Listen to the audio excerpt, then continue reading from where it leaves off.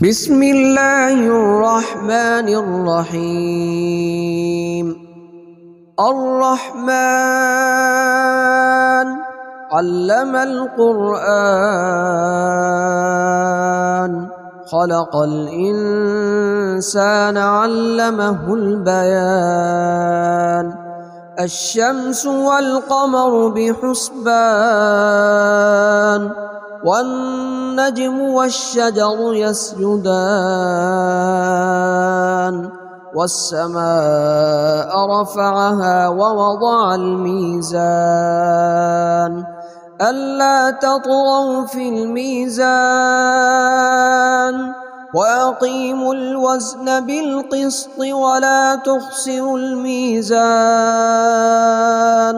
والأرض وضعها للأنام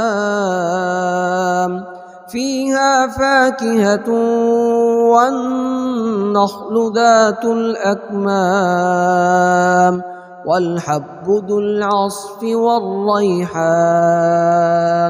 فبأي آلاء ربكما تكذبان؟ خلق الإنسان من صلصال كالفخار وخلق الجان من مارج من نار. فبأي آلاء ربكما تكذبان؟ رب المشرقين ورب المغربين. فبأي آلاء ربكما تكذبان؟ مرج البحرين يلتقيان بينهما برزخ لا يبغيان. فبأي آلاء ربكما تكذبان؟ يخرج منهما اللؤلؤ والمرجان. فبأي آلاء ربكما تكذبان؟ وله الجوار المنشآت في البحر كالأعلام. فبأي آلاء ربكما تكذبان؟ كل من عليها فان ويبقى وجه ربك ذو الجلال والإكرام. فبأي آلاء ربكما تكذبان؟ يسأله من في السماوات والأرض كل يوم هو في شأن. فبأي آلاء ربكما تكذبان؟ سنفرغ لكم أيها الثقلان. فبأي آلاء ربكما تكذبان؟ يا معشر الجن والإنس إن استطعتم أن تنفذوا من أقطار السماوات والأرض فانفذوا لا تنفذون إلا بسلطان. فبأي آلاء ربكما تكذبان؟ يرسل عليكما شواظ من نار ونحاس فلا تنتصران. فبأي آلاء ربكما تكذبان؟ فإذا انشقت السماء فكانت وردة كالدهان. فبأي آلاء ربكما تكذبان؟ فيومئذ لا يسأل عن ذنبه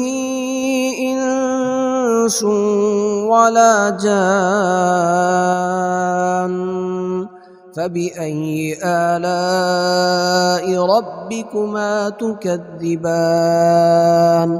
يعرف المجرمون بسيماهم فيؤخذ بالنواصي والأقدام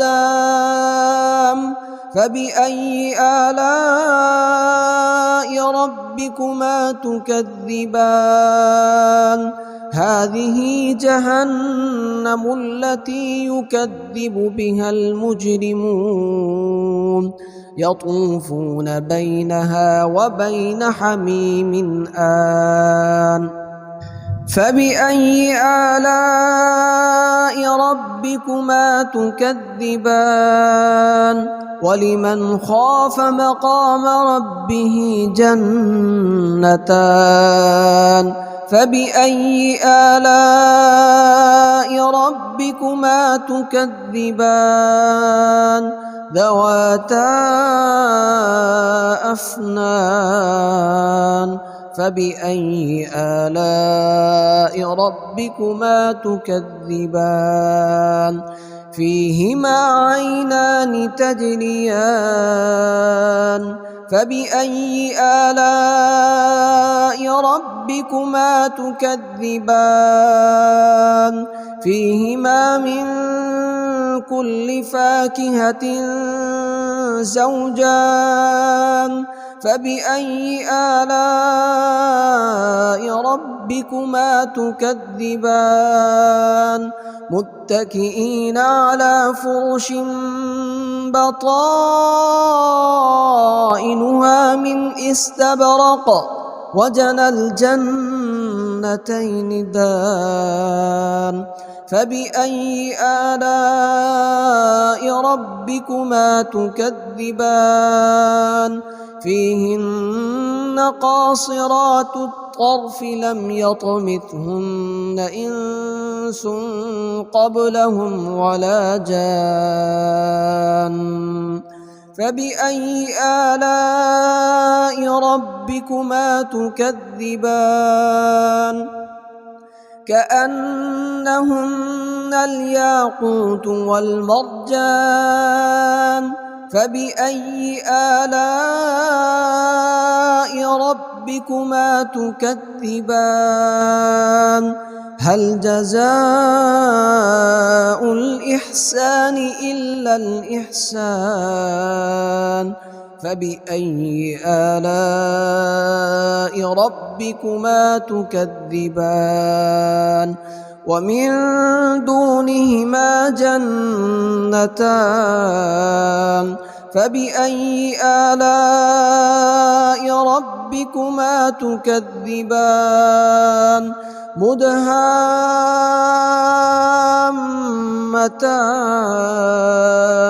فبأي آلاء ربكما تكذبان فيهما عينان نضاختان فبأي آلاء ربكما تكذبان فيهما فاكهة ونخل ورمان فبأي آلاء ربكما تكذبان فيهن خيرات حسان فبأي آلاء ربكما تكذبان حور مقصورات في الخيام فبأي آلاء ربكما تكذبان لم يطمثهن إنس قبلهم ولا جان فبأي آلاء ربكما تكذبان متكئين على رفرف خضر وعبقري حسان فبأي آلاء ربكما ربكما تكذبان تبارك اسم ربك ذي الجلال والإكرام.